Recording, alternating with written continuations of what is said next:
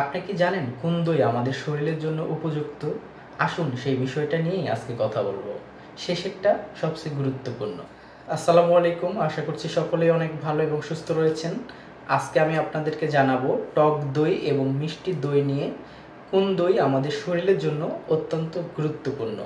প্রথমেই যদি আমি মিষ্টি দই নিয়ে বলতে চাই, মিষ্টি দইয়ের মধ্যে প্রচুর পরিমাণ চিনি থাকে এবং ক্যালোরি থাকে, যা আমাদের শরীরের জন্য মোটেও ভালো নয়।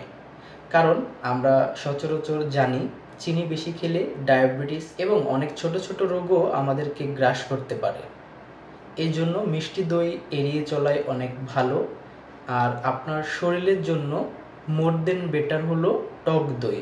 টক দইয়ের মধ্যে থাকে প্রোবায়োটিক্স, আর এই প্রোবায়োটিক্স আমাদের খাদ্যকে হজম করতে সহযোগিতা করে। এবং টক দইয়ের মধ্যে থাকে ল্যাকটিক অ্যাসিড, যা ভালো ব্যাকটেরিয়ার পরিমাণ শরীরে বৃদ্ধি করে, যার ফলে আমাদের খাদ্য দ্রুত হজম হয়। এবং আপনারা অবগত রয়েছেন টক দইয়ের মধ্যে থাকে প্রোবায়োটিক। প্রোবায়োটিক ইমিউন সিস্টেমকে স্ট্রং করে, সাধারণ রোগবালাই থেকে আমাদেরকে অনেকটাই সুরক্ষা দেয়। সুতরাং আমাদের জন্য অনেক গুরুত্বপূর্ণ হলো টক দই।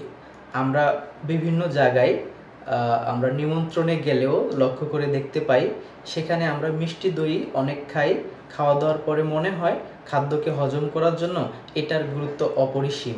আসলে বিষয়টা উল্টো ঘটে, বরং এই দই খেলে আপনার ফ্যাট এবং ওজন বৃদ্ধি হয়, সেই সাথে ডায়াবেটিসেরও অনেক আশঙ্কা বেড়ে যায়। সুতরাং আপনারা মিষ্টি দইয়ের পরিবর্তে টক দই খাওয়ার অভ্যাস গড়ে তুলুন। আপনাদের শরীরে ভালো ব্যাকটেরিয়া প্রবেশ করান। এই ভালো ব্যাকটেরিয়ার মাধ্যমে খাদ্য হজম হবে, ইমিউন সিস্টেম স্ট্রং হবে এবং সেই সাথে ডায়াবেটিস থেকেও আপনারা অনেকটাই সুরক্ষা পাবেন। তাহলে বন্ধুরা, আজকে এই পর্যন্তই। আবারও দেখা হবে নতুন কোনো টপিকে, নতুন কোনো ভিডিওতে। ততক্ষণ সবাই ভালো থাকবেন। আসসালামু আলাইকুম।